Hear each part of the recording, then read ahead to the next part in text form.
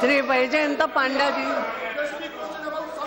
Madam. Please. Nothing will go on the record. Only Baijayant Panda's question. Madam. Nothing will go on the record.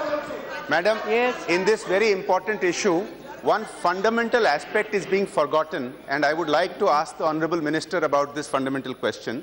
Madam, it is a fact that in India, the spectrum available, not just to BSNL, but to any of the telecom companies, is limited compared to other countries because we have spectrum allotted to the armed forces, which are not yet available for commercial use, and so on and so forth.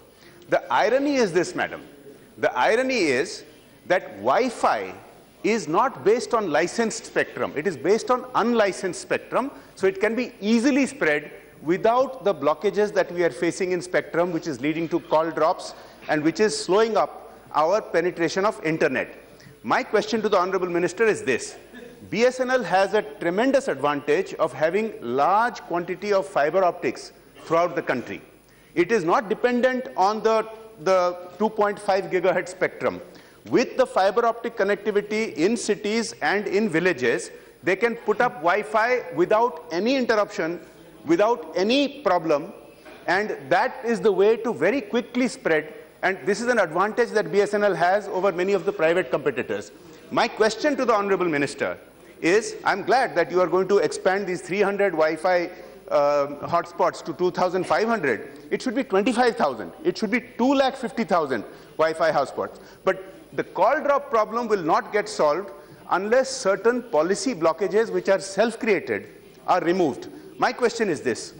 We are one of the few countries, no country has a blockage on internet voice telephony being allowed to connect to landlines and being allowed to connect to mobiles. India is one of the few countries which blocks it, and this is an area where you can bypass the call drop problem by allowing anybody to access Wi-Fi and using that to make calls to also landlines and also to mobiles. BSNL has a tremendous advantage in this. Will the Honourable Minister agree to bring our policy in line with most of the countries in the world so that voice telephony interconnectivity between internet voice, landlines and mobiles, that self-created policy blockage is removed? Madam, as far as the policy part is concerned, I'll just come to your specific query. But regard optimum use of spectrum, it is our government which came with the spectrum sharing, a spectrum trading policy pending for the last 10 years for optimum utilization, for liberalization, for harmonization. Therefore, our government took the stand and the cabinet approved the defense band so that the defense band entering into our band is resolved for the first time. All the policy initiatives we have taken. Now, if further more is required, we'll do it again.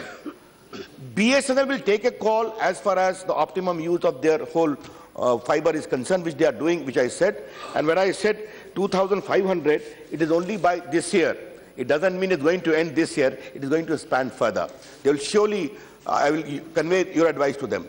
Regarding your specific of the internet voice telephony is concerned, it also impinges upon, as the Honourable Experienced Member would know, on regulatory issues, where the view of TRI, where the view of the entire other operators who are having license to give voice services will have to be taken into account.